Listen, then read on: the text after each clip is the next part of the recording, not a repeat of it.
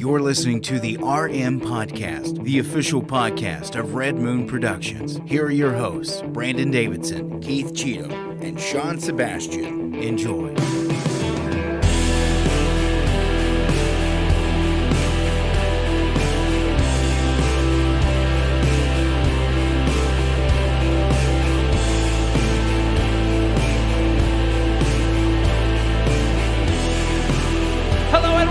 To your favorite night of the week. It's Tuesday night, live right here on the Red Moon Podcast. We join you every single Tuesday night for all the fun-filled movie news you can muster, you can handle, that we can muster, and that you can handle. Mustard love. Wow, you're jumping the gun.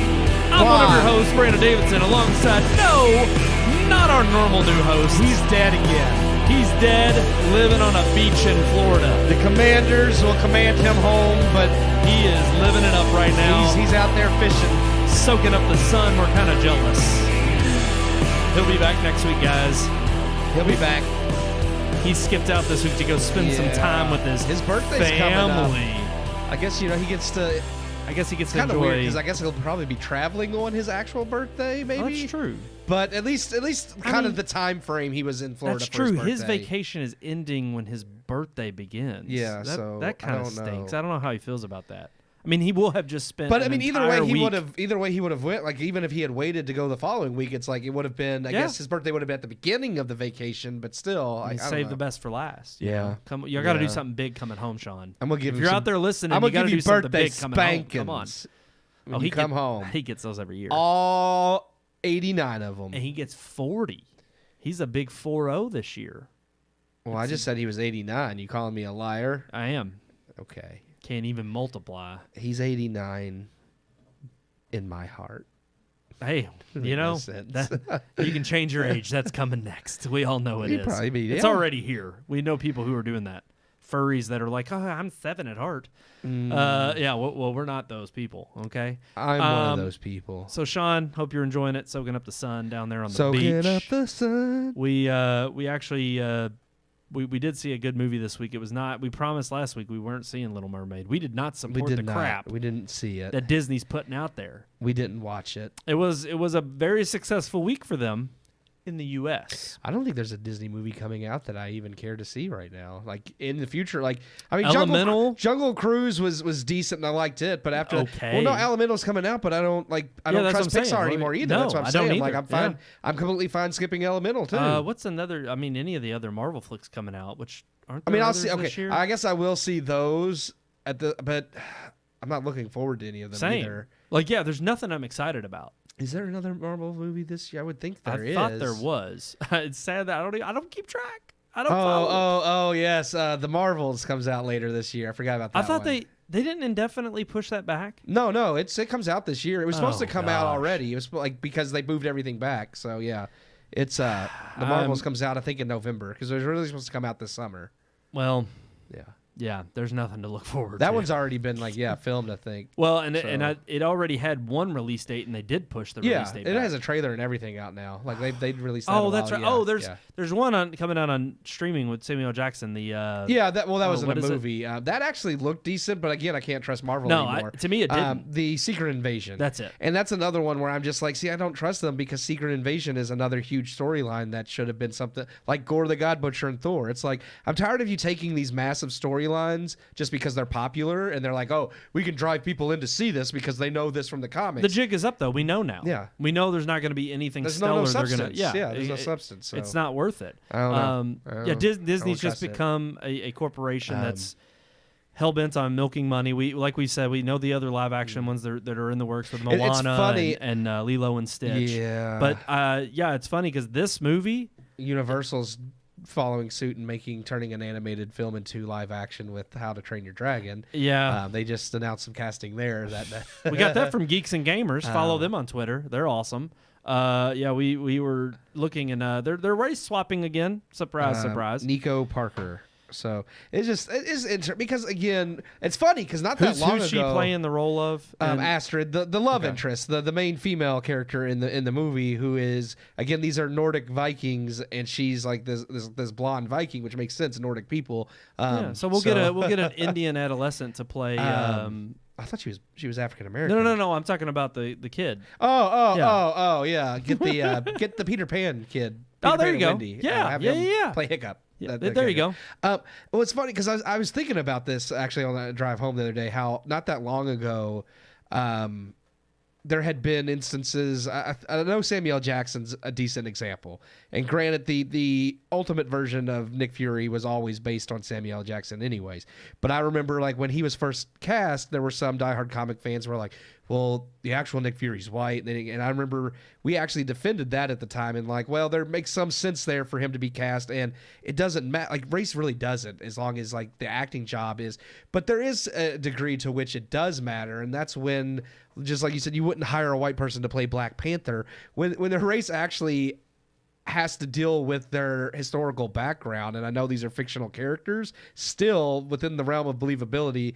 There's a Viking character would be like depicted in the animated movie. So. It's the blatant, This isn't where I intended to go. No, I know, but it just happened. It's infuriating because it's the blatant, obvious move that it only happens in one direction. Because of course we all know in the woke culture of today, we can't, you can't be racist if you're any other race but white. Those are the only people that can be racist. The minute you say anything about it, you're racist. Where it's like, well, why does it matter? Just like with the Little Mermaid, right. And it's like, granted, whatever. She's a fictional mermaid. I really don't care what color her skin is, except for the fact that. Why are you? Because I've seen the picture of her and all her sisters and her father. Triton is Javier Bardem, who's a Hispanic, and all of her sisters are a different race too. And I'm like, how does this work? Like, I know it's a fantasy movie, he just had sex with a bunch of different women. Yeah. He's the king of the sea, but man, in more ways than one. It's like there's an Asian sister who's just pure Asian. It's like she don't look like Afro-Asian or however it's pronounced. I don't know. I probably just offended somebody there for saying Afro, but I'm just saying it's like at some point I'm just like, yes, it's a fantasy movie, but even just like with our gripes with Marvel, there still has to be some type of realism it's grounded in. And when you just start doing whatever for the sake of whatever, it doesn't make any sense anymore. It's the sad fact that today, again, you're not supposed to notice. And remember, because it's not happening. And if you and do then the notice, moment you're you a bad notice, person, and it's like, well, why are you noticing? You're a bigot. But no, it's funny because Little Mermaid is now expected. It did abysmally in China. Overseas, it did awful. They expect the pre-sales. They expected like China wasn't going to have nothing to do with it. But it's now expected to possibly. This is from Bounding for Comics. Or bounding into comics, .com, and they are saying that analysts predict The Little Mermaid will end up being a box office flop. It could lose $50 to $100 million. And people after that stellar opening weekend, and people will question that because they're like, well, that's not what the media says. Yes, because first of all, it's Memorial touting Weekend, it, right? And it is. They said it's the fifth high, but I think that's still only domestic. They said fifth highest Memorial opening ever. Of course, they're only going to tout. But I'm domestic. pretty sure that's only domestic. I don't think it's the fifth highest Memorial opening worldwide. I can double check that, make sure. I don't want to lead anybody astray. But either way, it's like we expected out the gate for it to do well because it's a Disney movie. Disney has a massive fan base and tons of marketing. Well, and that's also another reason it's not going to make its budget because of how much they marketed the crap out of this movie. So if it doesn't get close to $1 billion, like Aladdin, Lion King, and I think Beauty and the Beast, were the three that have broken $1 billion so far. You better believe they were fully expecting. Little Mermaid was the movie that kickstarted the Disney Renaissance. It's a lot of people's favorite animated Disney film. You better believe that if Aladdin, Lion King, and Beauty and the Beast, which were also all part of the Disney Renaissance, broke $1 billion, they were expecting this one too. And if it doesn't, I think, yeah. So and we know we're never going to hear about it. No. If anything, we're going to hear what we just brought up, and the fact is that we're all bigots for why we didn't go see it. Well, the funny thing is, I actually have read that outside of all the diversity casting, it doesn't. It's actually not woke, which I'm glad. But that's the thing. Well, but I've heard opposite. Oh, really? I've heard that. I'm going off of a Christian website I had read that I sometimes don't always trust. So they could have been wrong. And the reason I don't trust crosswalk, and sometimes they're okay, and sometimes I feel like they just are like, oh no, it's fine. They don't look for. Well, I think they're looking for blatant wokeness. Well, that's what I meant. I guess by it's not woke is like there's nothing. But to me, blatant. undertones matter just as much. They do. And from what I've heard, They've completely made Eric just a buffoon in terms of she's the one that saves him. Actually, no, go ahead. I was going to say, I agree with you there. I have read, there's nothing blatantly woke, but all the stuff I've read about the changes they've made scream woke, because like they took out the body language line from Ursula, like he's like, yep. Which again, she's the villain.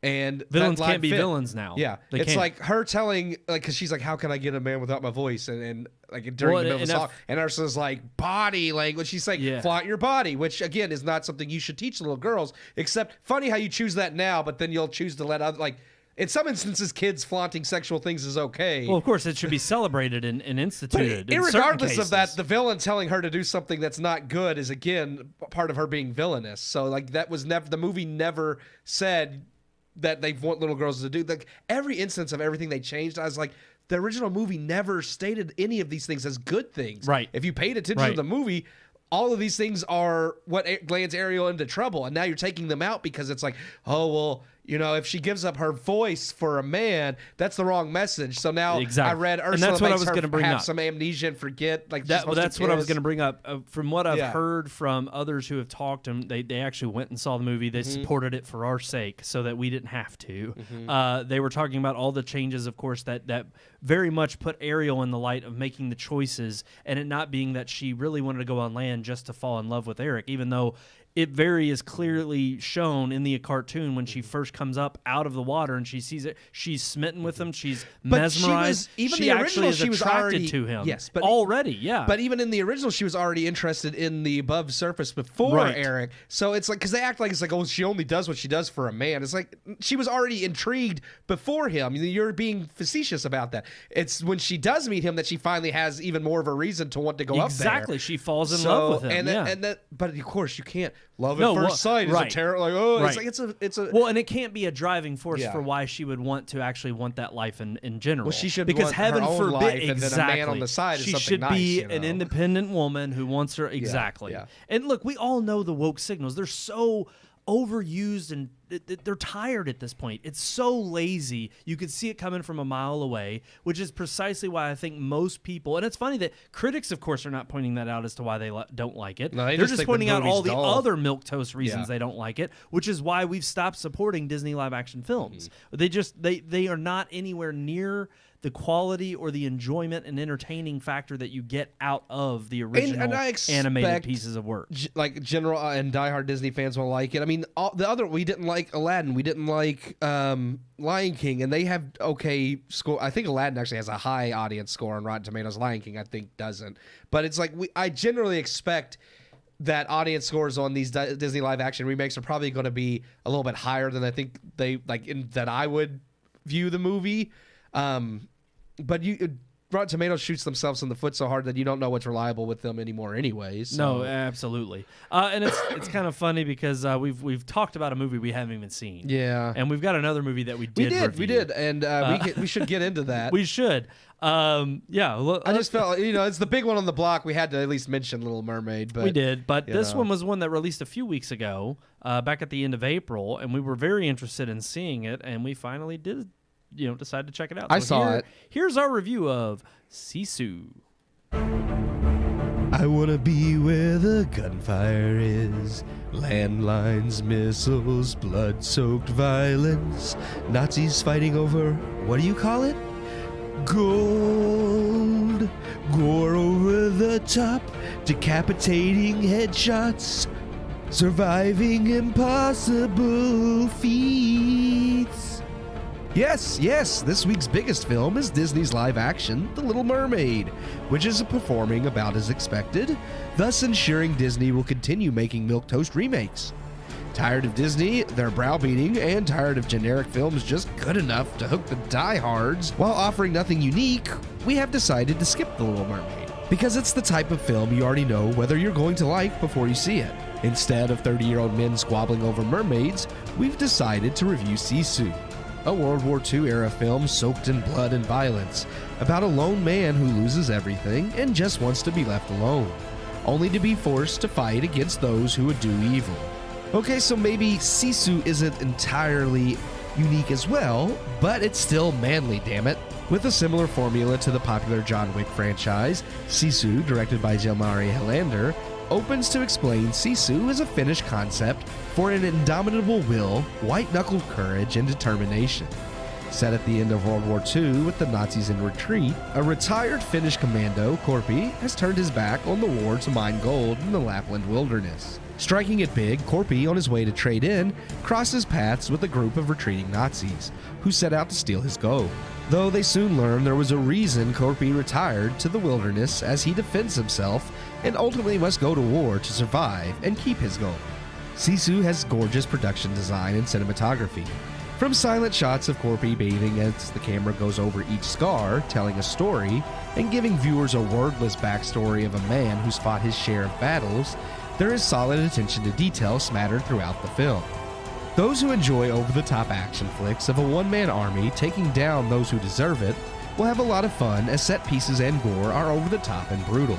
Jorma Tamila as Korpi gives a fantastic stoic performance, and Sisu as an action flick can be a lot of fun. But it's never much more than that. Set in 1944 when the Nazis are retreating Finland gives the film a unique setting, and it does utilize the setting for its set pieces. In this way, Sisu does stand out from films like John Wick or Nobody, but outside of this setting, I felt Sisu failed to set itself apart in any significant way.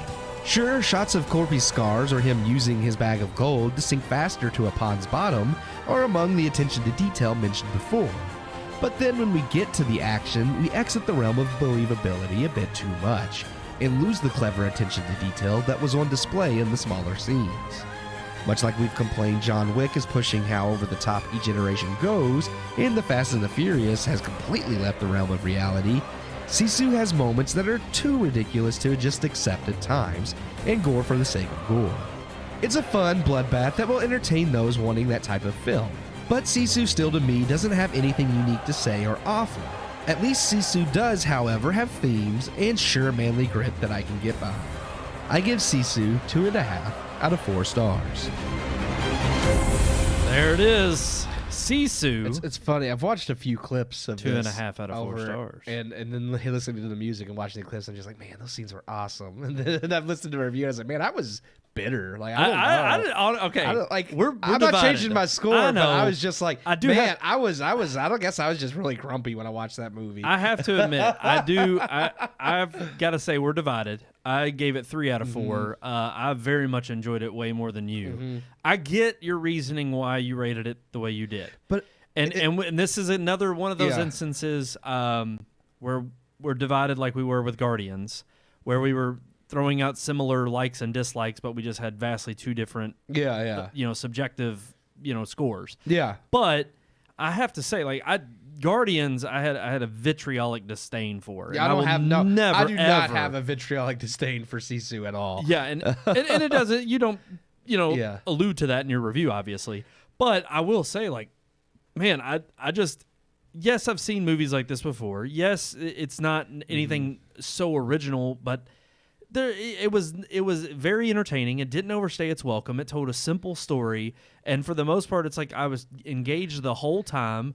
I thoroughly enjoyed every aspect. There were nitpicks, and I'll get into why I'm knocked a full star off. But overall, I was like, by the end of the film, I was like, man, that was a great movie. That was good. I think if they had leaned more into like the legend aspect and maybe just some of the ridiculousness, like I mentioned, like a scene of like him using this shield, but all he's covering is the top half. I feel like, I don't know, because I was thinking about other movies that are similar and over like RRR. Well, no, I was just thinking, okay, RRR is obviously based on like legends for, like, they were actual historical figures, but also just kind of like folk tales and stories about those historical figures from India. And I'm like, but they leaned in, which granted, that's just kind of Telugu and Bollywood filmmaking in general, but they really leaned into some of the ridiculousness. And I thought, maybe not that far. Like, that's definitely not what Sisu was going for. But I feel like maybe if they leaned into some of those moments a little bit more, I would have gotten behind it. Because like you mentioned of like some of the cutting like being slow, where I'm like, you see him fighting, but then you have these 3 other guys that are just kind of like, you see them fumbling over their guns, but I'm just like, would they really fumble that long? Yeah. Right. And honestly, even if you're in shock, it's like part of what makes John Wick amazing is how sped up it is at some points. And ultimately, like, I think about John Wick 1 when he's going through the house at night and these other guys know he's in there, but he knows they're there. and the way in which the scene plays out, it's not only fast-paced, but it makes you believe like this is actually happening. And it very, in one small short scene, shows you the badass that John Wick is. Yeah. And this does the same thing to a similar effect, but I agree. It's like there's a little bit of a, okay, doesn't have the finesse of trying to tighten up some of those longer extended, cuts. And that was one nitpick. Another nitpick, kind of going to what you were talking about in terms of them being a little bit more exaggerated with his legend status. They do have a moment where it's very Tarantino-esque in the chapter markers. Yeah. But then, like, the aspect of them telling the legend of who he is kind of gives you an idea of, like, okay, he survives the most extreme odds, or even sometimes. And I thought there should have been elements of maybe pointing to, some kind of even mysticism or even religious aspect of, this God-given like, aura around him, or a shield around him, like how he gets out of these extremely crazy moments because he's almost vindicated, and God is giving him this retribution. Because it'd be one thing if they focused on like he did it from sheer skill, but there's just a few times where it's like he doesn't get out of it in a crafty way. It's just they happen to miss him, or they happen to, in a way like they did with Daniel Craig's James Bond character, in making sure that there were times where he gets cuts and bruises and he gets banged up. They do the same thing with him, and I like it. But just like with the shield scene where he's backing up, I'm like, there's another scene where he's jumping in the river, or in the lake, and he's covered in fire, and okay, he gets put out whenever he's submerged. But when he makes it to the other side, the sharpshooter they have is immediately like, no, I'm going to take care of him. And he goes and gets on like this Gatling gun type, or this machine gun on top of a tank, and he just starts blasting them. And I'm like, okay, it's across the lake, which isn't that far. There's no hill he's behind. There's no huge trees or anything in the way. And he's just barely escaping. But I'm like, that huge a gun in that general vicinity, he's going to get hit with something. Well, I thought that scene was kind of funny in general, because obviously if you're a sharpshooter, you're going to be more accurate with your sniper. True. Because those aren't accurate at all anyways. Yes, I expect he should have still hit him somewhat, but maybe not kill him. But I'm like, if you're a good sniper, I would think you'd be more willing to, like, just snipe him. and that's the instances where I'm like, I wish he would have been like, no, I'm really going to mess him up, like for the carnage. And then he goes back there and maybe the gun gets jammed. But that scene as a whole, actually, I did like the lake scene. I love the plane scene. Like, I mean, there are well, we showed it in the review, but the part where he cuts the guy's throat and breathes the air coming up, I thought that was awesome. That was cool. And that's the thing, because there are moments of attention to detail like that I'm like, okay, that explains how he's surviving underwater, and that stuff I thought was cool. I just think there was moments where they don't provide things like that I'm just like, how is he like? Okay, there's a scene where they think they've killed him, and I don't want to say too much, but how he survived that, I was just kind of like, I needed a little bit more believability here on how he survived this moment than the way they showed him doing it. Right. In theory, what they showed, I'm like, I guess, but like it's a very thin. Well, and even like the point you're bringing up, the way in which he holds himself up, it's like he would have bled out like overnight. Like, come on. I just like I get what you're going for. I just don't buy it. But I really like just the mystique around his character of like he's lost everything. Was fantastic. Yes. I've been, and it's funny because we were mentioning Marvel, and they would never make anything this quality anyways, but the podcast that Neil and me have listened to, Marvel's Wastelanders, which is really good. It's set in like the Old Man Logan time frame, which was what the Logan movie was based on, even though it really has nothing to do with it. And I was like, oh man, this dude like could legit, like if they ever actually made a Wastelanders movie with Old Man Logan, like this dude I think would like fit the bill perfect. Or they could get the guy Robert Patrick, who voice acts him in the podcast, because he's the guy that did Terminator 2, so he's already an actor. But either way, I'm just like, I think that's what saddens me is knowing like quality stories are out there, and you have companies, because at least Sisu is exactly what they set out to make, and I'll give it that. Like it's well done, other than my gripes, because some of the unbelievable parts were just a little bit too much for me. But outside of that, it is meant to just be an action fest, and it's concise. It's not so over the top that it's like Marvel, where we're in a multiverse, so just anything can happen. And it's exactly. And it's not that I can't buy anything can happen, but when anything happens, I still want. It's like, okay, like just like And that's where I'll give it a little bit more of the benefit of the doubt, and this is why I edged out to giving it 3. I'm like, for me, they do enough to where it does go beyond the realm of believability, but not so much to where I'm like, okay, I guess you. It's not them wandering through the multiverse of madness and like all of these different crazy worlds that have no explanation at all, other than we gave this over to our art department and that's what they came up with. Yeah, it's like no, there's still some cool things they pull off here that in reality could happen. Is it likely? No. Yeah. But again, that's where I felt like the only place they could have strengthened that is by telling a more kind of mystique around the legend of who he is and how he came to be. And it, because they build it up first as if he's like this, this war vet that is extremely decorated and everybody respects him who's ever come across him. And that's one part of like, okay, he's got the experience. But then in the other instance, you're seeing him survive a lot of these impossible feats where you're like, okay, you've shown, he does demonstrate some experience in how to handle himself, but you haven't demonstrated how he can get out of this like death-defying instance. This idea is just, again, Marvel and Disney would never do it, but it's just, think if you had a movie exactly like this, just even if it's just 90 minutes like this movie, perfect runtime, R-rated, Wolverine just basically in hiding like this, just taking out Nazis. And it's like, it's something simple and awesome, but people would watch it because it doesn't have to be so convoluted and stupid like the rest of like. Well, that's what Logan was. Yeah. Logan was. Well, Logan could have been better too. But I agree, but it was the send-off that people were expecting with Hugh Jackman's character before he jumps back in with Ryan Reynolds and Deadpool, which it's on indefinite hold at this point. Is the thing. Yeah, we'll see. It's funny because watching this movie, like this one earns its R rating for the violence, and I'm like, not that Logan wasn't violent, but I feel like most of the R rating came from the F-bombs and titties. So no, you're right. Patrick Stewart, it still doesn't sit right with me that he says the F word. I just don't like it. I don't know why. It's fine for Wolverine to drop him, but I'm just, and even him not just constantly. Can't take it seriously. He's Professor X. Yeah, come on. I don't know. It was weird. It was weird. I don't. But no, 2.5 is our official rating. We stand by your words. I disagree, but 2.5 out of 4 stars. I don't know if he's gotten a chance to watch it in Florida. I know he's going to at some point, whether it's this week or when he comes back. It is worth a watch. It's good, and the director's kind of building up a little bit of a name for himself. I have to pull him back up again. I can't. I'm sorry, they're Finnish names, so I don't. You're gonna butcher it, aren't you? Off the top of my head, I don't know them. It's coming. But I am interested in what else he's going to do in the future. Yeah. Especially with him catching because Sony bought the rights to this movie to distribute it worldwide, and then they partnered with Lionsgate, which I finally did watch the actual trailer, and I do see I saw from the studio. It says from the studio that brought you, John Wick, and I think that caused some confusion for some, and I think they do that on purpose though, because they want people to think, oh, the people that made John Wick made that. Yes. They didn't make it. They just distributed it here in America. They saw a movie that was similar to it, and John Wick 4 was coming out, and they attached it to that. Yeah. And so it's like, that makes sense. So it's just kind of funny. So is it Joe Matamila? I think that was the actor.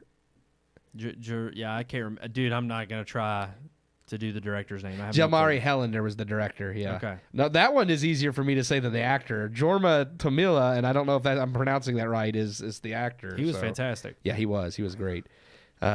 But no, I mean, it's worth a watch if you've not seen it. It is very, very violent. They don't hold back on that at all. I thought I saw him before. The name. He's one of the. He's not the main. I think he's the sharpshooter.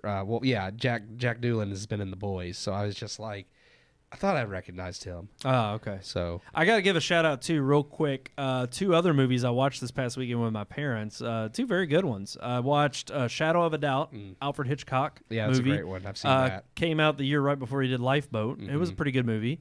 Kind of, it's definitely, it's not one of my favorites of Hitchcock, but it was good. Kept my attention. It was one of his earlier ones because he definitely got better as he went, for sure. But I mean, it's Hitchcock. Yeah. But then I also watched Breakdown with Kurt Russell. That one I've never seen. From '97, and I was pleasantly surprised. It's a very good, nice thriller that I was not expecting to enjoy as much as I did.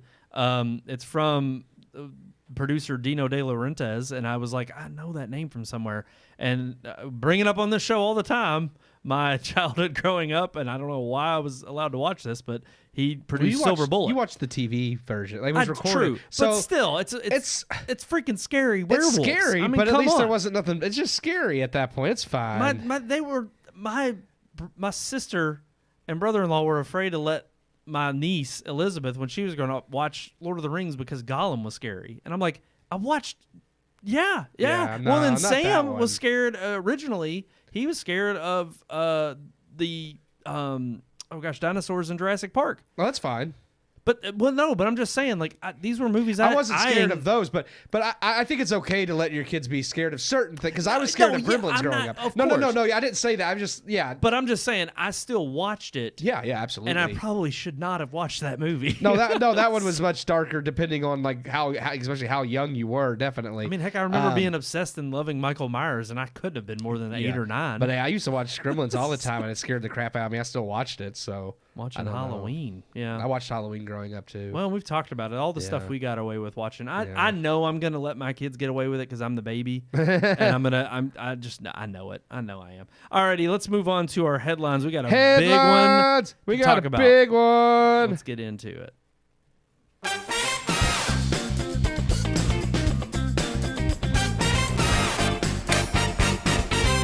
Headlines, guys. We're talking about Netflix. Netflix. Is it done? Is Netflix over? Are we finished with Netflix? Netflix. Last week, shortly after the show finished, this news I think broke earlier in the day, and I don't know how we missed it, but we started to encounter it definitely on Wednesday. But no doubt the news broke last Tuesday, either just before the show or right after, or probably sometime earlier in the day, and we just missed it.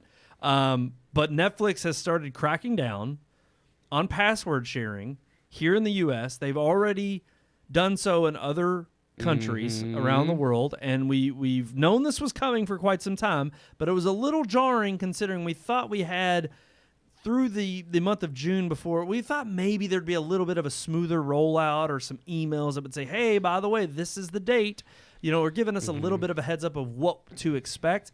No, it just kind of started hitting all at once for several different people last week. I don't think they're like enforcing it yet. They're just checking what your main household is. Right. Which is weird. They're trying to get everything ahead of the game, but even with the emails they've sent the primary account holders, they themselves are somewhat confused as to, okay, well, what does this mean? I mean, everybody who's signed into that one account is getting pop-ups on their TV saying, oh, hey, the Netflix is meant for you and the people in your household. Yeah. Is this your primary household? And then you can skip it for now or continue.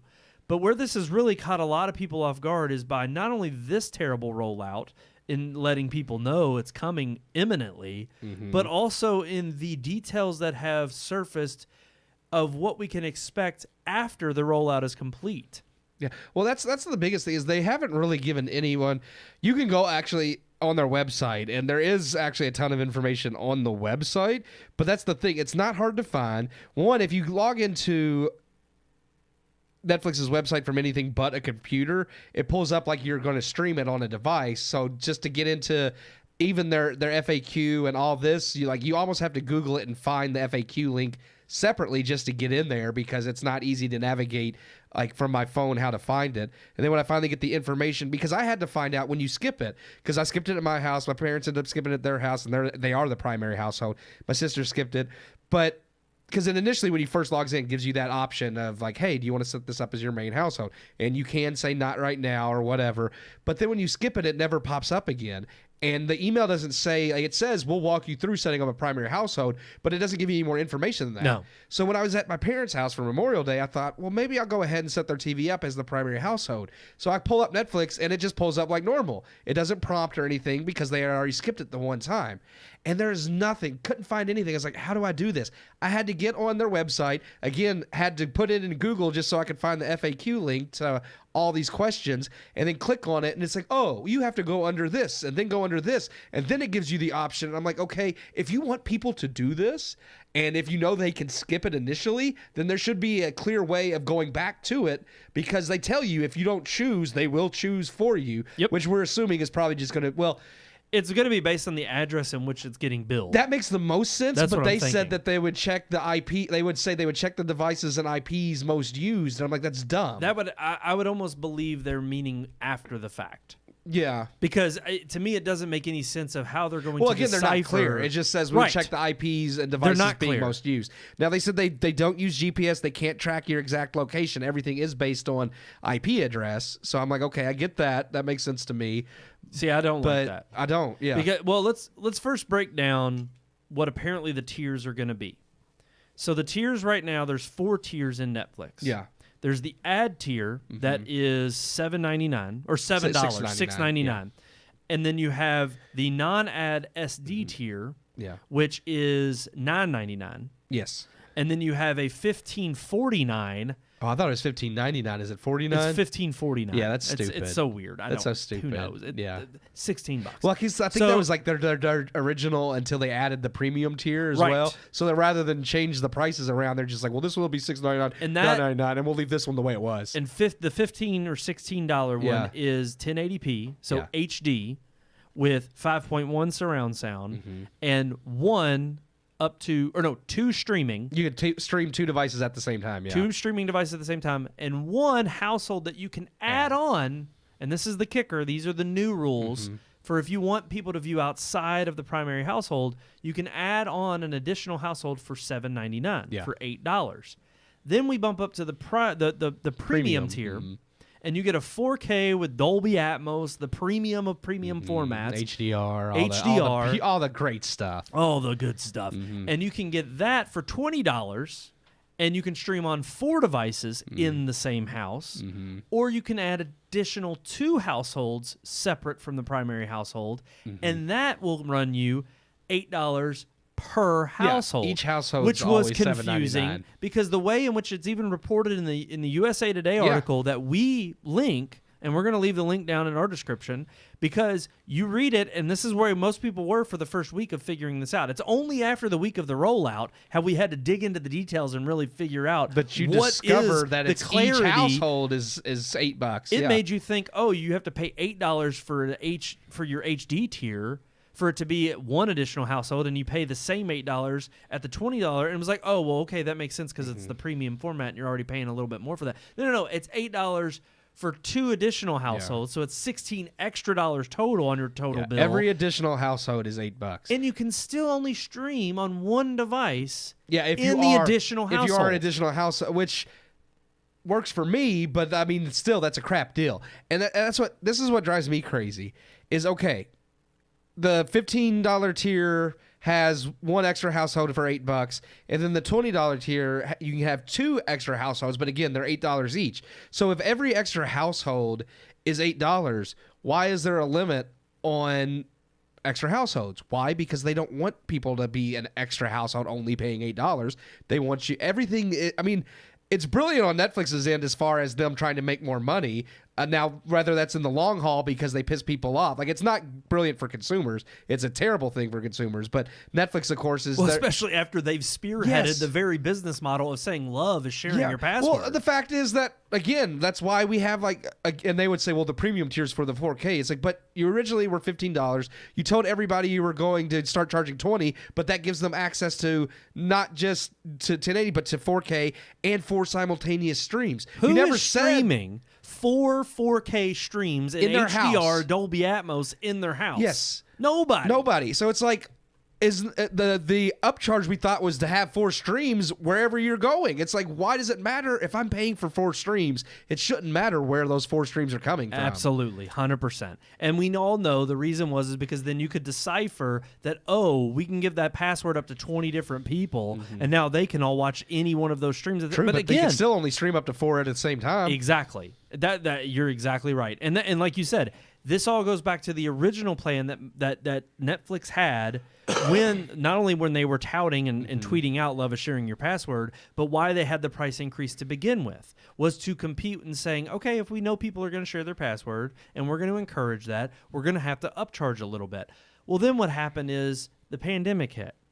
They had a massive wave of subscriptions because everybody's stuck at home. Yeah. So now all numbers are looking great. You're getting those Netflix stimmy is checks. just I mean, what are you going to do with your stimmy check? Pay for Netflix. Exactly. Hey, what more could I use? I can't go do anything with this money because the government's making me stay home. There's nothing new in the theater. I'm just going to stay at home and stream.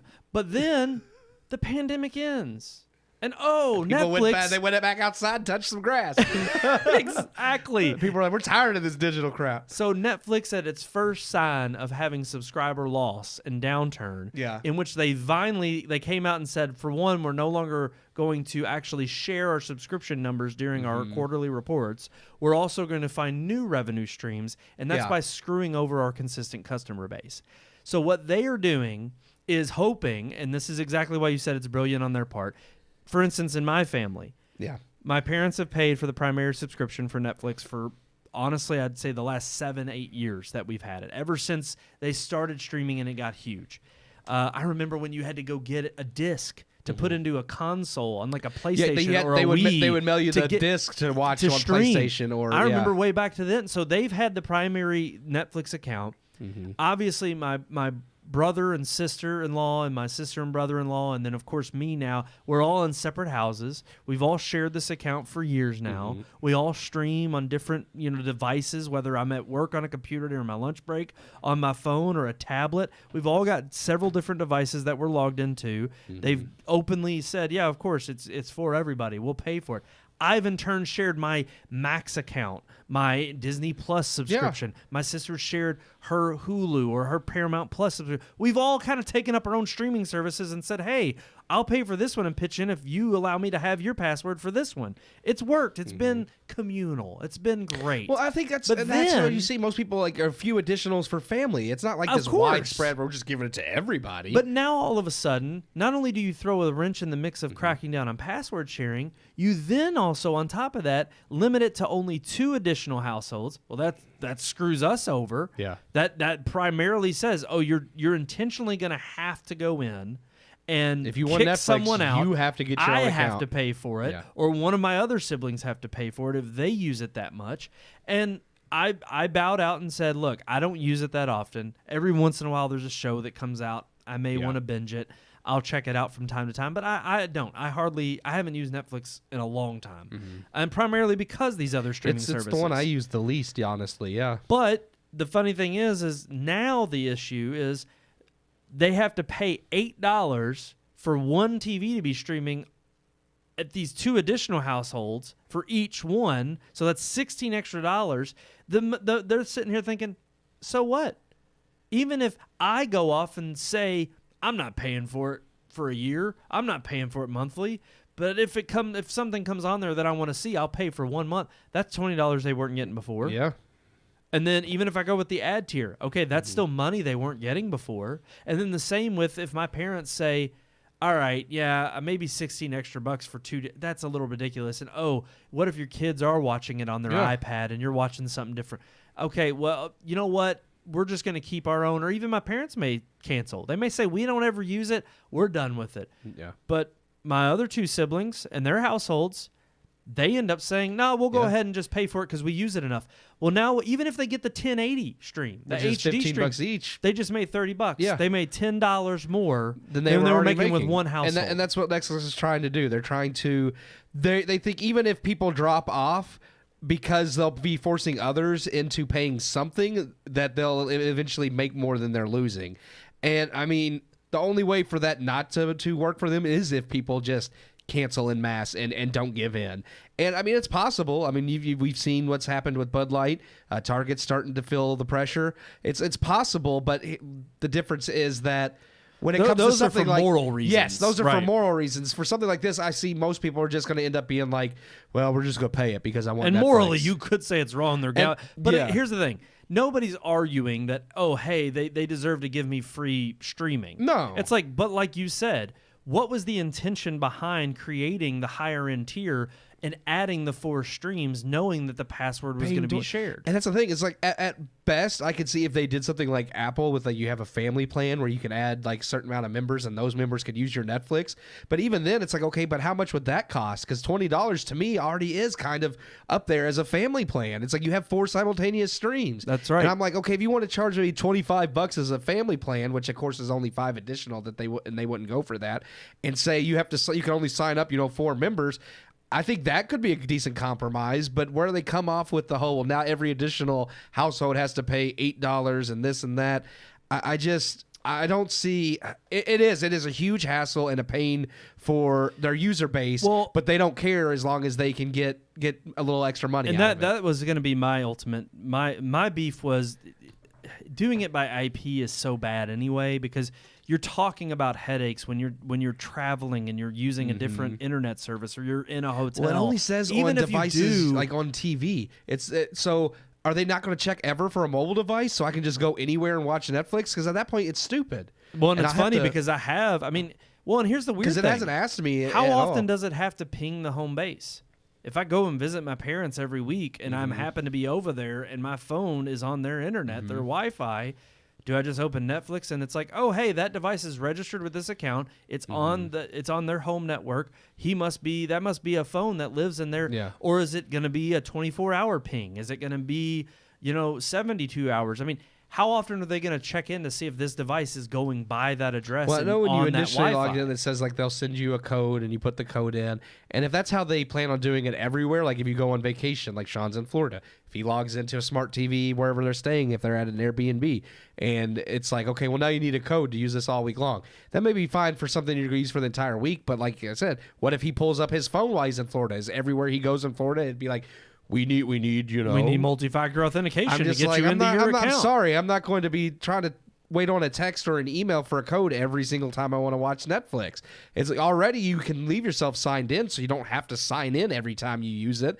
So at that point, it's like if I'm already signed in to use it, like on my PlayStation, I take my PlayStation to the lake or somewhere with me, I don't want to have to keep putting in a code every time I use it. 100%. Right.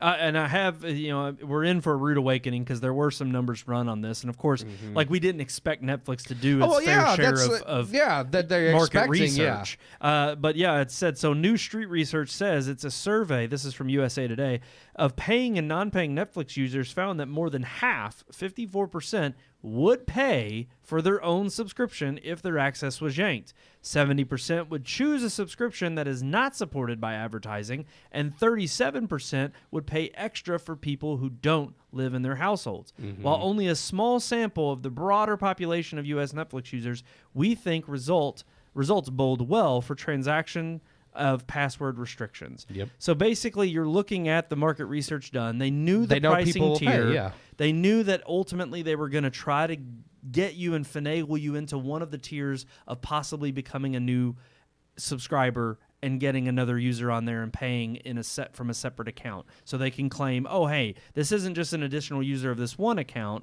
And I will say, apparently, again, the clarity on this is so up in the air. There's been nothing that has been done or rolled out about this at all in very fine detail. But apparently they are saying that you will, if you're being lumped in with as an additional household on somebody else's plan, you will be able to transfer over your watch history to the additional household. So you have your own login and everything. So what happens is they'll transfer your profile. So I have a profile on my parents. And if I decide to pay, they're going to pay the $8 a month extra, which I would give them for or whatever, I can go through a process, which again isn't clear. I'd have to look that up too. Again, none of these details are out. And so apparently there'd be a process where I could take my profile on their service and transfer it to my house as the additional household, and it would be set up with my email and my own password for that's like additional household, even though they still pay. I'm like, so if which makes no sense. Why at that point would you not just allow because they want to keep it in the same bill, I guess, because it's an additional household. But I'm like, at that point, I don't. Yeah, it's stupid. It is. It's like if I have my own email and password, why are you still charging them? I don't. Well, and honestly, this is where I kind of came down on the matter. I think doing it by IP is absolutely ridiculous and stupid. I think if you wanted to keep customers happy and not feel like they're getting screwed, when you've already not only been touting this kind of consumer-friendly atmosphere for so long in the way you've been doing things, instead of just completely pulling the rug out from under them, I think the way they should have done this is fine. Pick the primary account holder as the address on file that you're billing right now. That's fine. But instead of it being IP based on your position, make it device based. Yeah. You can get on, and I can guarantee you, I'm going to have to do the same thing with my parents, and no offense to them. It's just part of again, this is the hassle that Netflix has. They have roped everybody into a giant knot that they're now trying to hand off to you as the consumer and say, well, you've got to unravel this yourself.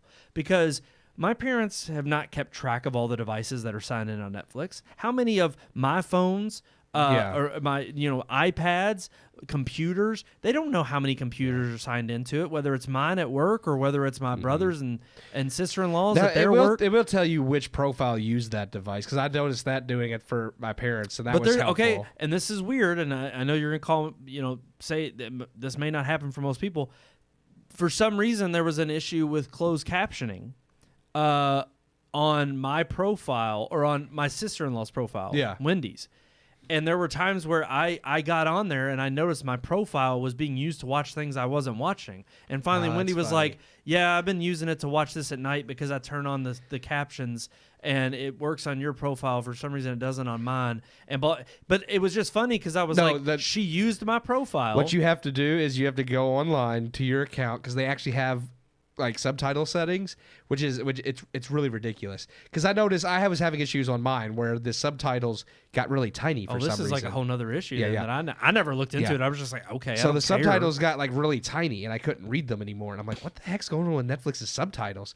You can adjust whether they when they cut they give you accessibility options. Like whether but it's not in the app, because if I go to, I think Hulu, I've used Fundamental, like something they have, like I know Prime does, where you can change the size, color in the app on PlayStation. You don't have to, which makes sense. Yeah. You have to log in on Netflix online. You have to go to your account, and then you have to change all these settings, and then refresh Netflix on whatever you're using, like back out of it and refresh it on the thing, because you could change the size of the. Well, how it got messed up in the first place, I don't know. But then when I changed it, I did have to do this, but it wasn't for subtitles. It was for the freaking motion video, where it would automatically, anytime you hovered over something, it would start playing a clip. I hated it, and I had to get on the account and turn it off. The weird thing about that one is you have to make sure everybody else is okay with it, because it turns it off for every profile. Oh, wow. But of course, stupid. Nobody cared, but I was like, please let me. Yeah. Well, the subtitles are actually by profile, which is weird. Like, why wouldn't they do that? We're seeing right now how Netflix is run, and it's kind of this approach of let's just roll it out and we'll work out the kinks as we go along. But what they should have done initially is they should have made it device-based, where you have the initial primary account holder as the main, the main home that home base. That's fine. But any additional household, you charge $1 per device after so many devices, depending on what tier you're in. If you're on the bottom tier, you only get 4 devices or 5 devices that you want to log into. If you're on the HD tier, you get 10. If you're on the premium tier, you get 15 devices.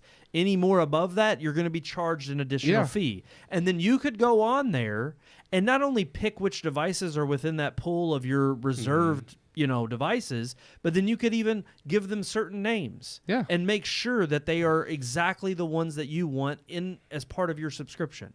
And then any of the other ones outside of that, you say, all right, we know this unique device ID, and anytime this uses it, I'm sorry, this is going to be part of the additional package. It's going to be $2 a month to have that device in addition as a streaming device. That way my PlayStation, my MacBook, my tablet, my iPad, my iPhone, on all of those devices. Whether I'm using it or not, I'm signed into the Netflix on all of them. That's 4 devices. What's the thing? You could sign into as many devices as you want to. You could have Netflix on every device you own in 5 different houses, but as long as they're not streaming at the same time.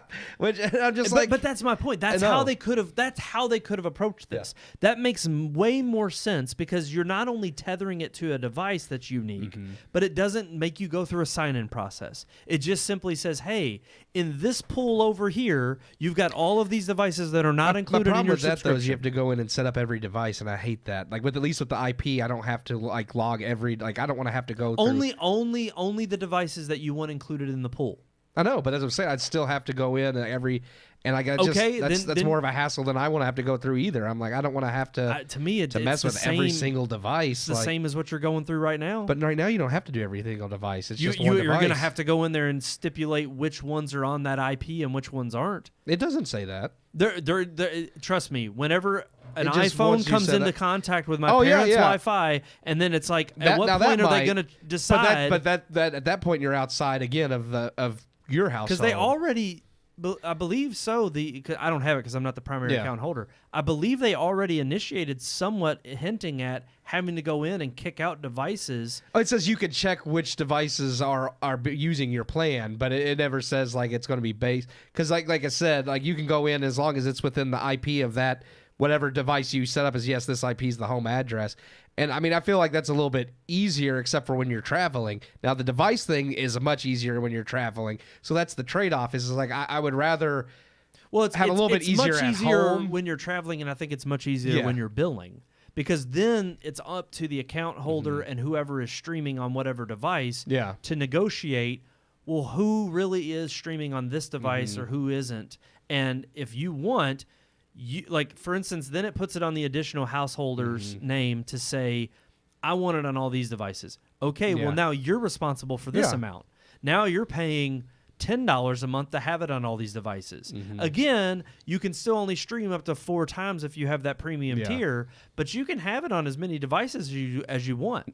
But that's the thing is, could you have it even if you pay that way, by device? Because can you take devices and add them at will? Sure. Because I don't think Netflix. I feel like if they did that, they would say, "Well, it's only these devices. We're not going to let you just swap." Because at that point, what does it matter? Or do it based on billing cycle. You can add or take away from your pool of devices that you share, and within a 30-day period, those are locked in. And you can only change it every 30 days. I probably do have Netflix on every device, but just because depending on where I'm at or what I'm doing, I don't want to have to worry about. It's like it's on the PlayStation, it's on the Xbox, it's upstairs.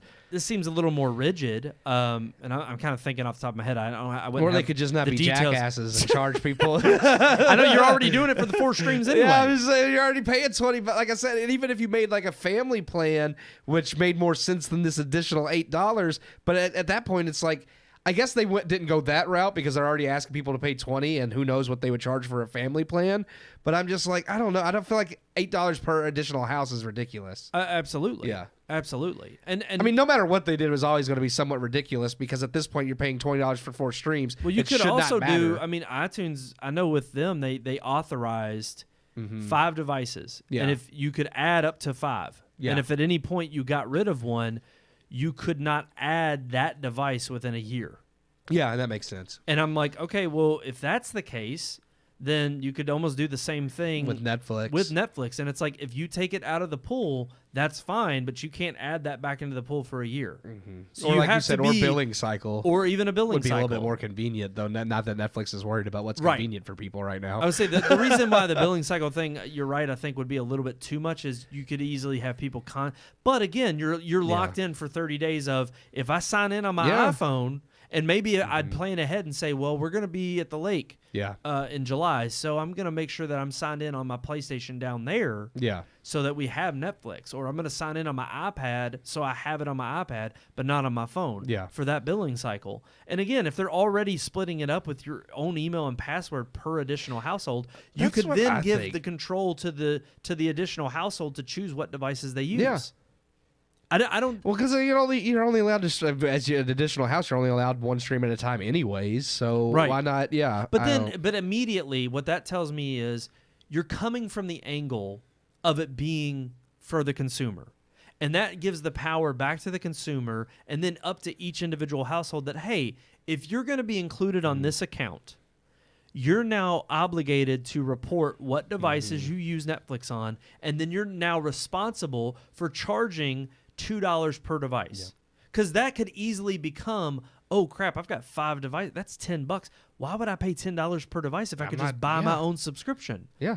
I'll just do that. Or I could say, that's fine, I'm only going to watch it on my TV.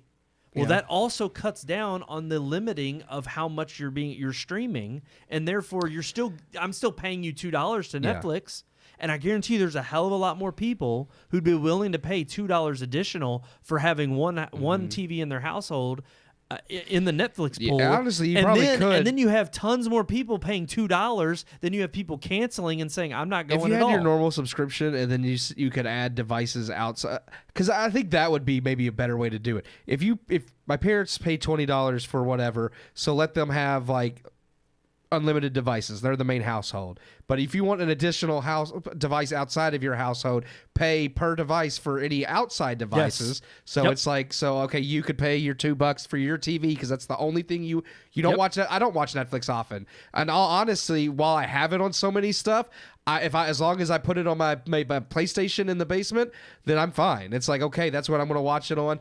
And I think they might actually would be able to gain even more money that way because, like you said, more people would be willing to say, well, I'll just pay this and I'll pay this. And you have everybody paying a little bit extra. And honestly, but again, I would be willing because it would be $6. Yeah. I would have it on my PlayStation, my iPhone, and my work computer. Yeah. Because there's times where I'm eating lunch on a Friday night or a Saturday night, and I'm like, I want to watch something on Netflix while I'm eating my dinner. Mine would and be... if that's the case, then there's $6 right there. You're getting from me, not quite your $8, but if I do that, and then my brother and sister-in-law, and then my sister and brother-in-law do that, and they pay for 2 devices, boom, you're already making above the additional money. But that's $18 right there, as is with the only 2 extra households. They're only making $16. So right there. Because they would be able to keep and all 3 of you. And it's still cheaper for me because I'm still not having to buy the actual full subscription. Well, I think that's what's rubbing people. It's a win-win. I think that's what's rubbing people so raw as is because you could tell that none of this was planned into like.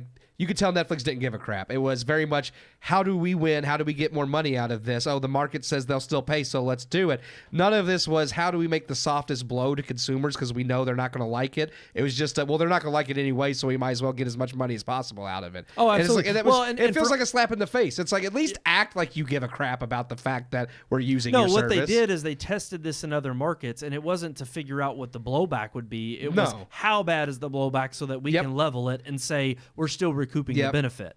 It's a cost-benefit analysis is all they did with these other markets. And that's what pisses me off. It's like, okay, you could at least, try to do, like, because at that point you no longer cared about the consumers. It was just about how much money you could get because you're spending too much money on dumb crap nobody's watching. Yeah. Yeah. No, you're exactly right. Quit spending money on dumb crap and maybe you wouldn't have to do this. Let's answer the initial question, which is, We've kind of already stated it with some of the market research. They believe they're going to be fine. They can expect some blowback and loss of subscriptions because they think they're going to gain it back over time after some of the hate will level off, or that ultimately they're going to gain the revenue back from people who are like, I'm not dealing with the additional household. I'm just going to get my own subscription. Yeah. With that being the case, is Netflix finished? Is this going to put a dent in their sales enough that they back up and they say, no, we're not going down this road. We're going to rethink this. We're not rolling this out right now. Well, I don't think they're finished. Even if this blows up in their face, I think they would back up. But I don't think that this is going to really, like, sadly, I think people, like, I think they're right with their market research. I think people are just going to give in and pay. Because like you said, it's different from something like Bud Light where this isn't so much a moral issue where people are like, well, we're fighting them for specific purposes. It's a money issue, and as long as people have the money to pay and they don't want to lose Netflix, Sean has said it in the past. I don't know if he still feels this way, but he said, Netflix is the one he would never cancel. Yeah. And I think a lot of people are like that. I think we're a little bit different in that regard where we don't use Netflix that much, but we're the outliers. Most people, that is their go-to. And unfortunately, and I'm going to be honest, I'll be frank, it's like I did say off camera, and I think I even said it on here on Mike last week, but I am in the position where I'd be willing to pay to binge something for a month and I'll pay a month. That month subscription is already $20 more than they're going to get. Yeah.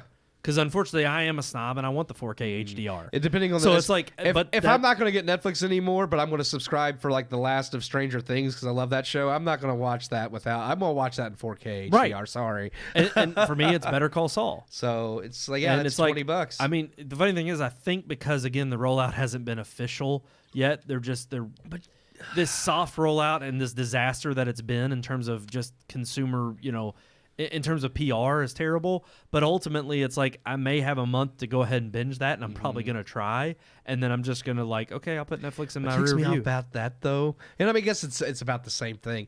Is for $20, it's like you could rent a whole season of something on Prime, but then I'm like, but again, if I'm just paying for a month of Stranger Things, that's kind of the same thing. I'm renting it for a month. Well, and that's what I think is so funny. Talk about Prime. It's like them and even Blockbuster were both throwing shade at them on Twitter, and they were both tweeting about how it was like even Hold on, I got their tweets. Blockbusters was great because it's like we never cared who you gave our movie to, as long as you returned it within the time period. Yeah. And then Amazon Prime. Let's see what they wrote. Theirs was like, this was the UK. Yeah. It said, who's watching? And the profile names are everyone who has other password. And then they just said, it's our password. Yeah. It's so good, man. Yeah. I mean, everybody was having a field day with it because they knew Netflix bungled it from the start in terms of we knew it was coming. I'm not going to lie. Yeah, they've been announcing it for the last better year and a half. However, it was always going to be about the execution. And so far, the execution has been abysmal. Yeah. With just the slow. It wasn't even the rollout of, they're about to start. It was people turning on Netflix and saying, what is this? Where the hell did this come from? Now, here's I'm supposed to go to my email? Let me look at my email. This email isn't descriptive at all. The email doesn't say anything other than, you're going to have to pay the password share in the future. Well, thanks. We already knew that. Here's the thing, though. But I say, like something like Stranger Things, which is a whole season of something, typically, if you were to buy like a season of something on Blu-ray or DVD, that's going to cost $40 or more. But like, what if it's a movie you want to see? It's like, I'm not paying $20 for one movie because I can own a movie for $20. Yep. It's like, I'm not going to pay Netflix that. If there's a movie I want to see, you know what I'm going to do? I'm just going to pirate it. Well, I was going to say that's honestly. I shouldn't say that. I don't pirate. No. But But if you want to pirate, I understand why. Now the rise of streaming, and this was the whole it helped curb pirating, and now pirating's coming back because streaming services. When Napster came out and did this for music, and it launched the pirating music revolution, and guess what? Steve Jobs turned around and said, you can go with our 99-cent, per song plan, and you don't have to like it, but guess what? You're not going to make any money because people are just going to they're not buying albums. They're buying songs. Yeah. That's all they want. They want to go, that's what he means. Yeah. Because at the time, it was inconceivable that you could buy an individual song. Yeah. You had to buy a whole album for one or two songs you like. Yeah. So he said, this is the way we're doing it. It's iTunes. You can buy it instantly. Here's the cut. 99 cents a song, or you can buy an album at a reduced price. And the music industry hated it, or this is what a lot of artists complained about because they said they weren't getting fairly compensated. I would say studios more than even the audience. No, the studios, they were fine. They were getting their revenue share. Really? Because the artists were pissed. Because a lot of artists actually didn't even care about people pirating because they say they make all their money on touring and concerts. Yeah. But they made a lot more from. But that was because. Right, and it was because the record deals were so crappy to begin with. But they were making more once they became independent artists. That's where you had your blow up. Well, that's when you had people artistry. like Garth Brooks because he did when he for the longest time is he on? He's iTunes not on now? iTunes. Yeah, he's still not. He's on Prime. Which is weird. I guess they pay him enough. They probably do. Because AC/DC didn't used to be for a time. I know they are on Apple now. Because, again, it was one of the... When you own your own record label at that point, Right, and the whole record industry was turned upside down. Yeah. And it was because how do we combat this prevalent issue of pirating music that is not going to end and try to get something out of it? We have to capture the market somehow. And it was the same with streaming. It was like, how do you get people from pirating movies to actually buy movies on demand? Of course, you have your purists and you have people who want to support the artist. That's not the problem. The problem is the other... however many percent of people who are like, I don't care. Well, you have the purists who wanted to support the industry, and you're always going to have those who are unwilling to pay anything that'll always pirate. But in general, most people, as long as it's easy access and cheap access, they're willing to pay and do it. The moment you make something more like really difficult to access and really expensive, they're going to say, I'm out. It's a lot easier and cheaper just to go pirate. Exactly. So the moment the barrier of entry is beyond just a typical laissez-faire, easy approach, again, you're now entering the realm of this is just the reality of what you're facing. And unfortunately, it's not so much the case here specifically with Netflix because there's other streaming alternatives, but this is part and parcel of the problem that Netflix has been having to weigh on its shoulder, not only because of subscriber loss, but because the content that they can partake in and have on their platform is shrinking from third parties other than content they buy. Yeah. And that's the issue, is now they're not only having to get all this content from outsourcing from other countries, and I'm glad that there's a place you can watch some really obscure stuff. It's really cool and unique. That's not your average viewer. No. Your average viewer is turning on to see what else is on there other than their Netflix originals. And unfortunately, other subscription services like Paramount Plus, like Max, like Prime, are going to have these deals with these bigger publishers that are saying, why the hell should we license our movie out to you and you get all this money for people going to your platform and getting hooked on them? Yeah. We just put it on ours.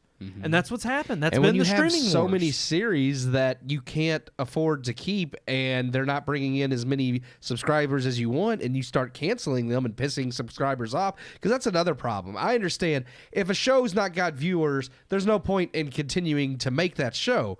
But when you spread yourself so thin that almost every show has a hard time being successful because there's too much for people to watch, and then you do get a dedicated fan base. Bring it up. But I know Dark Crystal is one. But I mean, even outside of that, because no, you brought that one up the other night too. I did, for a different reason that I can't quite. Oh, well, I understand. I always understood like that was niche. That's a niche fan base, and it was a very expensive show to make. I 100% know that show with all the practical effects, the puppet work, the cinematography, I know that's expensive. But again, when you are spending so much money on so much crap, it's like, okay, that was a show that received tons of fan and critic praise, Emmy nominations. If you had really focused on making that a big show like Stranger Things, and not just that one, there's like House of Cards was a huge one, though that one did get a fair shake until Kevin Spacey. Right. But other shows that they've had, precisely because it was early on. Altered Carbon was one that struck. Like I never watched, but I know the first season was really huge, really popular. People loved it. I'm enjoying that. It's at least getting a sunset season. At least, that one gets to finish. But Altered Carbon, I know the quality went down in season 2, and then from there on, like they lost viewers. It's like because you spread yourself so thin, spending money on other stuff. There was another one that I had off the top of my head the other day that we were talking about. I thought that The Witcher. The Witcher's another one. It's like you started strong with season 1 of The Witcher, and then they butchered that one, and now nobody's. After Henry Cavill's gone, people aren't going to watch it. They don't have. It's done. That's the thing. You're asking people to pay you more, but you don't have anything people want to watch anymore. I mean, you do on occasion. You have the things that blow up and get big, like Squid Game did, but those are no longer. Those are the exception. Exactly. They're no longer the normal. So no, you're exactly right, and that's going to be the problem moving forward with Netflix. And again, before I wanted to see them crack down on password sharing and that be the ways they bring in extra revenue. It's like, why don't you tighten your belt loops first before you ask us to provide for content that you're not giving us? You make it seem like you have this plethora of content that everyone's consuming, when in reality, you have your eggs in so many different baskets that you're the ones pouring out and running out of cash, that you're not really thinking, let's cut back. Let's be a little bit more focused and intentional on what it is we're providing to our consumers before we ask them to turn over and, make sure that they're supporting us in the way we need them to be. Not to compliment Disney because they're full of poo too, but that's been their approach so far is we're losing money, so we're going to focus on quality over quantity, which I agree is the smart way to go about it if they actually do that. But we already know they've had tons of layoffs. They've been cutting costs. So it's like they're at least I will say that for Disney is so far they're trying to cut costs rather than pass that on to the consumer. Now, there's other reasons that Disney's stupid. Well, and the other positive thing that I'll give Netflix, and this will probably be the only positive thing I'll say about Netflix tonight, is they don't get rid of the content they produced. Yeah. That they really actually ticks me keep off. every single thing Not that, just other services that don't. Yeah. HBO Max is And done. and is Disney. doing it. I think they're the only two so far. But and I'm we just even like, we even brought up Space Ghost was one of the culprits of recently going from HBO Max to Max. But we think that may be licensing issues with some of the copyright that might material. be. We might but see even that come still, back. But yeah, how did you not secure something like that? That is I mean, you have the Cartoon Network. Well, it was channel. on there before It was. too. So I don't. Either it's licensing, or it might be one of those things where because they're giving everybody the free 6 months, that they're going to pull certain things that they know are kind of popular but not huge enough to give people a reason to kind of stick around. It's like, I don't know. Well, sadly, we've established that Netflix is not going anywhere. All these streaming services are just. I mean, look, we've talked about it, and this will probably be a topic of discussion for another day. But what's sad is if Netflix sees success out of this, and quarterly reports show a rise in revenue, which is all that matters to shareholders, it's going to probably trickle down to other streaming services that start doing the same thing. Yeah. We saw this with Netflix adopting an ad tier supported service when others were doing it and they were turning out to be successful. And so in the same light, at least I'll say this though, Netflix SD ad tier, come on. Come on. It's It's not bogus. SD. It's 720. Oh, 720p. They don't have any SD, but I'm just like, who cares? Like, it might as well be. Yeah, What is 720? Like, I don't know. If you can't offer just the standard 1080 on every tier, I don't care if it's ad based or whatever. Yep. It's like, at this point in time, when they're starting to develop and get into 8K, it's like, why are you still charging people for standard 10? Like 1080p is standard now. Oh, absolutely. That is standard. It's been standard for 10 years. Yes, it's stupid. But no, gosh. Either way, it's like, look, we know that this could have a trickle-down effect on other streaming services, and ultimately what it really is going to come down to is content is king. If you have what people want to watch, over time, the real issue that Netflix is going to have, the hurdle they got to have to jump, is to continue adding an incentive for people to return. They're gonna have to add because good while you shows. do have the faithful few early on who are like, I'll stick with them regardless, if you lose the content that people want to see on there and you don't give them a reason, they're going to turn up and say, it's not worth it. It's not worth my money, not worth my time. I'm not paying for it. Or, we hit a financial issue in the house. We got to cut something. Oh, Netflix has been, pulling this crap for some time. We're done. We're pulling the chain. And look, they may be able to take the few hits for all of the gains they make, but it's sad that they had to go from the focus of what's going to help us line our pocketbooks before we really focus on consumers. That's the sad and upsetting part about Netflix. I wish the blow would be a lot harder for them. The months to come will tell, but unfortunately, it looks maybe like we'll they're be going to wrong. weather I mean, the storm. I would love it if they see a massive backlash off of this. I don't think there's going to be enough people to do it. Same. I think it's sad, but I don't think there will be either. Alrighty, guys, let's move into our final subject matter of the night. Yeah. Our relationship segment. Yeah. Let me tell you about the birds and the bees and the flowers and the trees and the moon up above and a thing called love. Oh. You always just wait to do that one on I love that relationships. one. Yeah. You do it on purpose. I hate you. I love that one. You know what we It's so hate the bad. most? It's so bad. It's good. It is Just good. Anakin laying there all burnt to Chris. Hey, you know what? One of the most convincing performances from Hayden Christensen. So Yeah. good. Just, Yeah. I could feel the hate in his heart. Yeah. The dark side. I could feel it in that scene. You know what else we hate, though? You know what's really sad? It's working! It's working! Yeah, his life is sad now. Yeah. No, it's He's really been in and out of prison. Prison. Anakin truly did turn to the dark side. he went It's very away. sad. Jake Lloyd, he starred in this movie, and then that was it. He went away. Hey, but Jar Jar Sometimes- Binks is still alive. He didn't kill himself. People go away, don't they, Brandon? He turned his life around. Yeah. Oh, yeah. You're trying to bring this back home. I'm trying to, Yeah. but you just want to talk about Jar Jar Binks trying to kill himself. Hey, I'm just saying. He didn't. He didn't. He did. He was bullied. I don't know if he and ever said he was tried, but I know he said that he felt suicidal. Now I don't know. No. Yeah, that's what I meant. Yeah. Okay. I'm just saying. Hey, he turned out he came out on the light side of the Force. Yeah. Anakin. To be fair, Jake Lloyd went down the wrong side. It was Jar Jar isn't. He's not responsible for Jar Jar. He just did the No, voice. of course so, not. yeah. Nobody's gonna take seriously. Yeah. Look, nobody should have. He was been bullied. Nobody should have. The same way they bullied that Asian. I don't remember her name. Kelly Tran. Is that it? Yes, Okay. Kelly Marie Tran. Yeah. No, she deserved to be bullied. She said everybody bullied She her. was god-awful. She was awful. Yeah, she went into nothing else. She's been in nothing else. I don't. since. I understand, yeah, like when you get online and you see like mean things, like that kind of hurts. But at the end of the day, that's when I'm just like, okay, I'm just gonna put the internet away because you did a job. Like, get over it. I don't know. Like, I just here's the thing. I don't blame the performing. This isn't our topic either. It's not. I don't blame the performance actor for Jar Jar Binks. I don't blame him at all. Yeah. Look, like you said, it's not his fault. Oh well, that her the acting character's was bad. So her like, acting was bad, and ultimately, I hate to say it, but you cannot tell me that she didn't know the role she was going into and what she was getting herself involved with.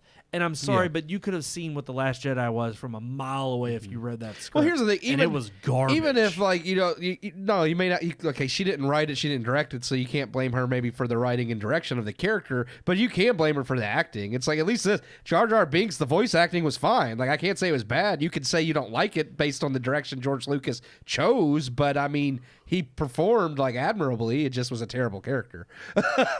It was awful. Alrighty, yeah, we were talking about. Okay. I I don't know. Dive into, we're talking about friends who move away. We're going in, friends moving away. Brandon moved away from me.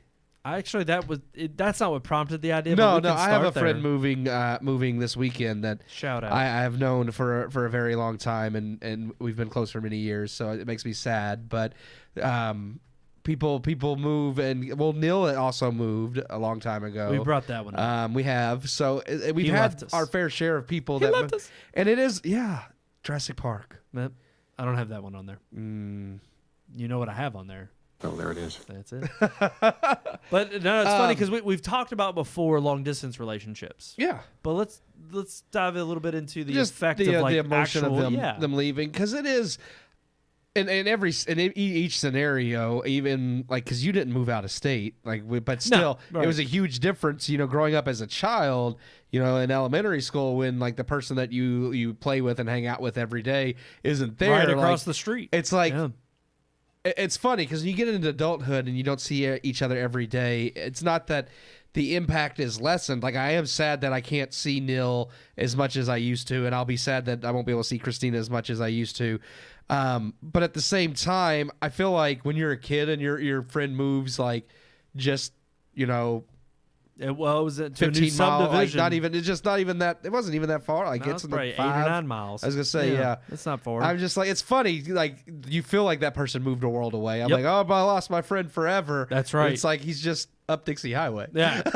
Well, and it's just like the tearing of, yeah, you don't see each other. You can't run across the street and play anymore. It's like, I gotta talk about our guy love. This is our guy love. Bromance. This bromance. We've had it forever, man. Yeah, but we're going on 30 years. But then, you get older, and like, I know Neil was a huge one for many of us. Him and Sean were very close, and that's Sean's brother-in-law, and then me and Neil and you, we all had a friendship. So he was on our show a few weeks ago. Yeah, he was, and that started with him going with the Fulbright scholarship to Korea. Yeah, being there 2 years, and then ultimately going from there to Boston. A little bit of Neil's life there. And when Neil is funny, because I'm trying to remember that conversation, because I know he was very, I think, hesitant with a lot of people, because he knew some people would be more accepting or more okay than others, and that, obviously when you move, and it's a sad thing anyways, and you don't want to tell someone you're very close with, that you see all the time, oh, by the way, we're not going to see each other very much anymore.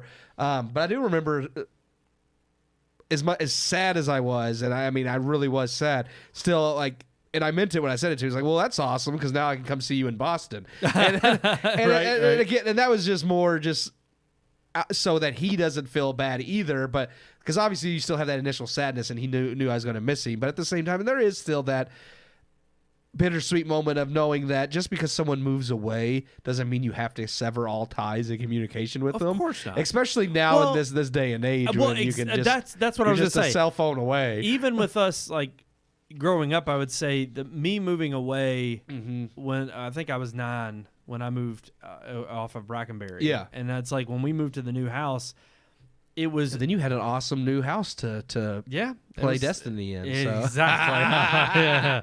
And that was it. solid Like, year. New fun adventures that calling you up and you'd spend the night, and it was like that became the new like, oh well, let's see how often can they come over. Yeah.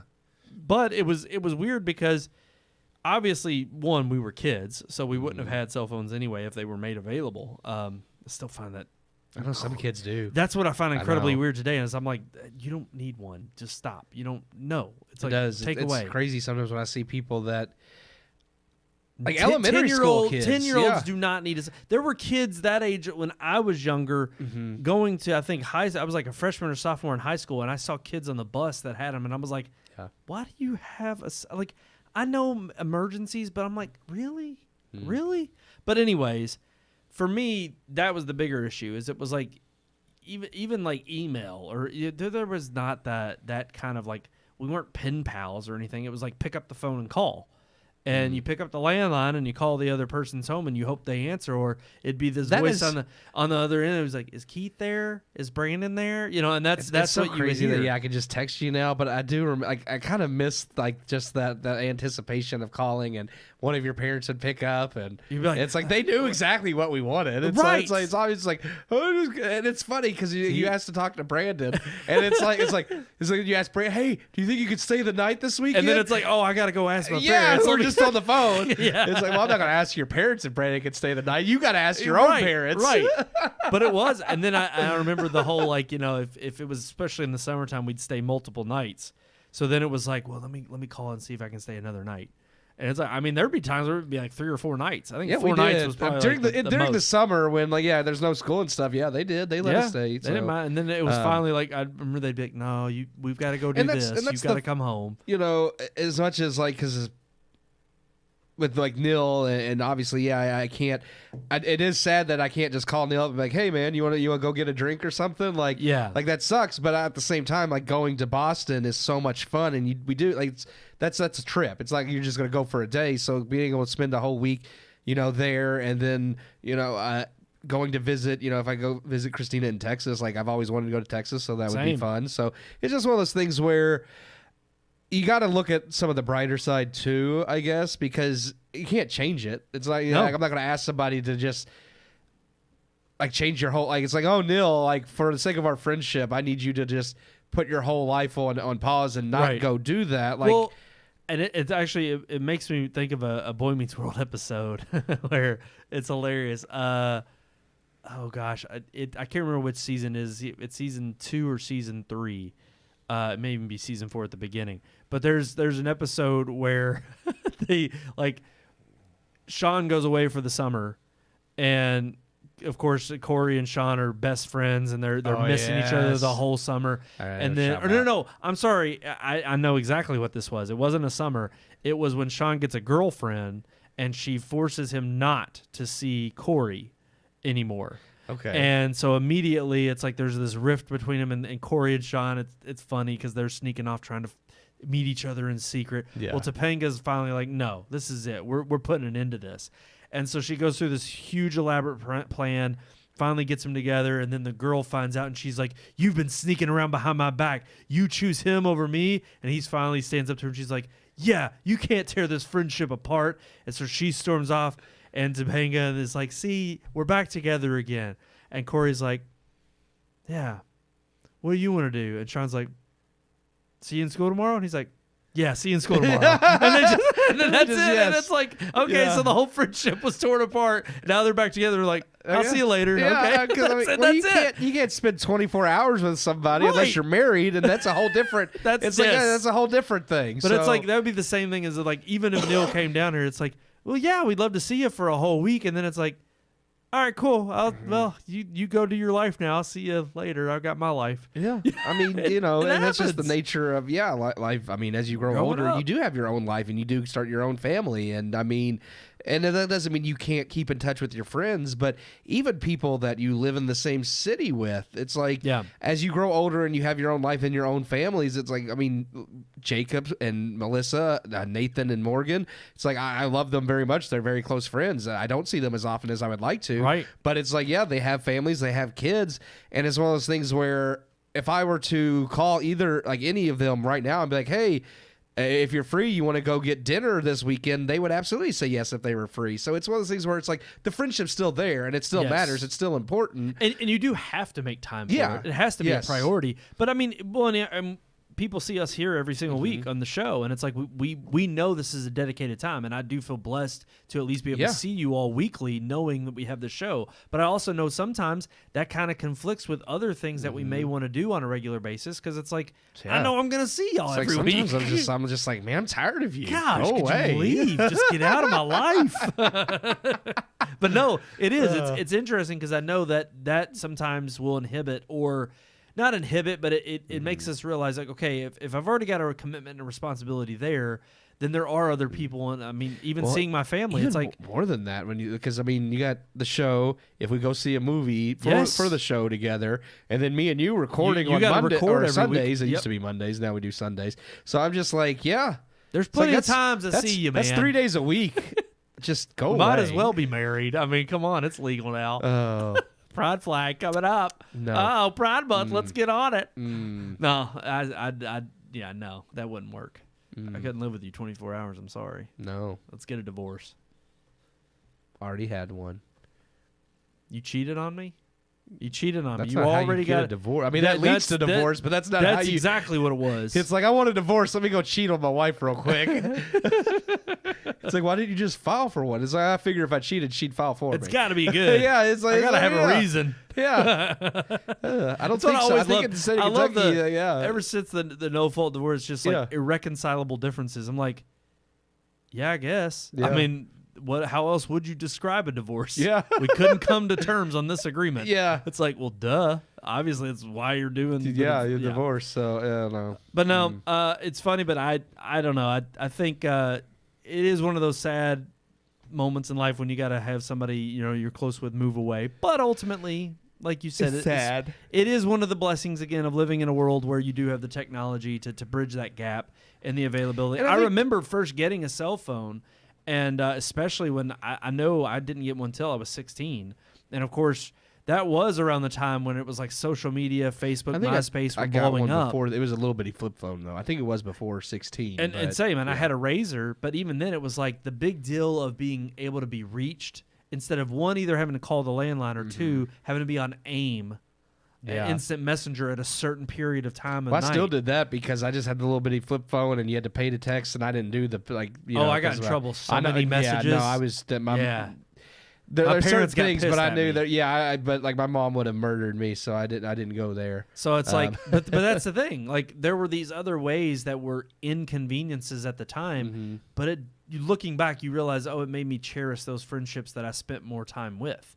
Now it's like I have instant communication, and we've talked about that on the show before about the effects of now people expect you to be reached 24/7, and I hate that. It's awful. I don't like. There are times where I'll see a message, and I'm like, okay, I done read. I'll get back to you in a little bit. It's like, no, I'm not going to be on this 24/7, and I'm not going to be expected to be reached 24/7. Yeah, sorry, I'm not. And I think though when there's like a true relationship there, friendship or something kind of like that, it's understood. It's one of those things like when you move, like again, just because you move away doesn't mean you have to lose that, especially when like it's one thing if, I guess if maybe you're insecure about the friendship but I feel like if you have that strong of an attachment that you're going to be sad enough about them moving, that you also probably have enough of an attachment to know, well, we'll still be friends. We won't see each other all the time, but we can still. No, absolutely. It's just one of those things that I understand fully being sad, but for me, I always look at the brighter side of, hey,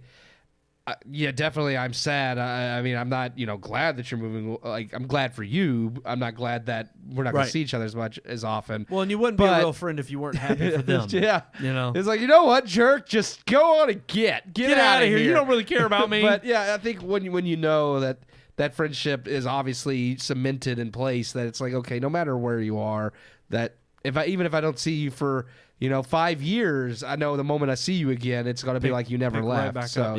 Yep. yeah, Indeed. it happens. It happens. Hmm. Life happens. But you know what? All of our listeners, our Life viewers. finds a way's not on there. I can't do that one. I do need to put that. That would be a good one. That is a good one from there.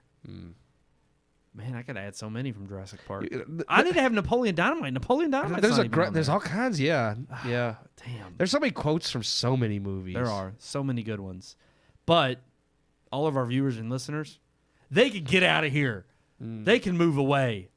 Because you can still tune in on social media. Like, share, subscribe. All of our social media accounts right there at the bottom of your screen.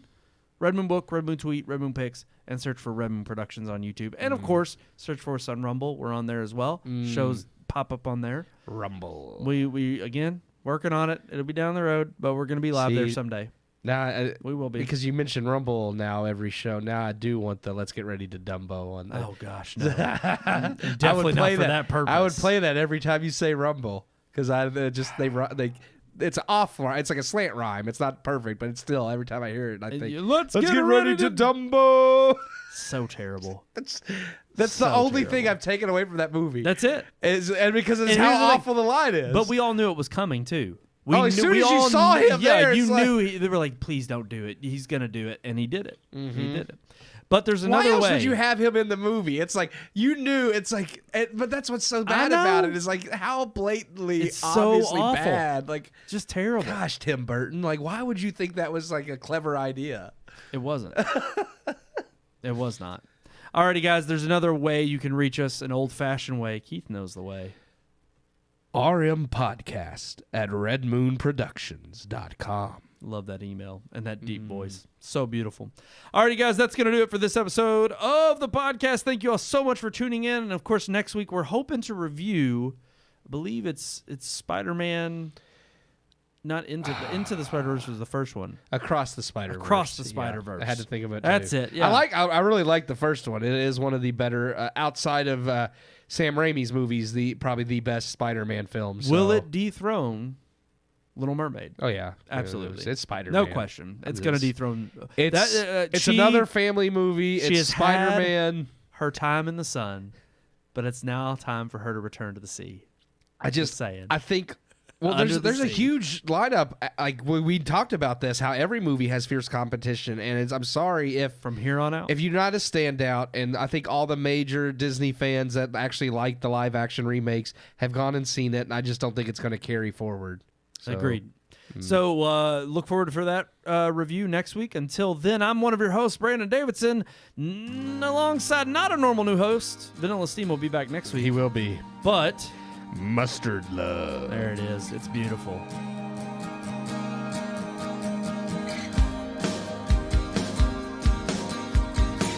We hope you enjoyed this week's episode. For more reviews, previous podcast shows, and everything Red Moon, visit our website, redmoonproductions.com. You can also like us on Facebook or follow us on Twitter by searching for Red Moon Productions, LLC. We'll see you at the movies.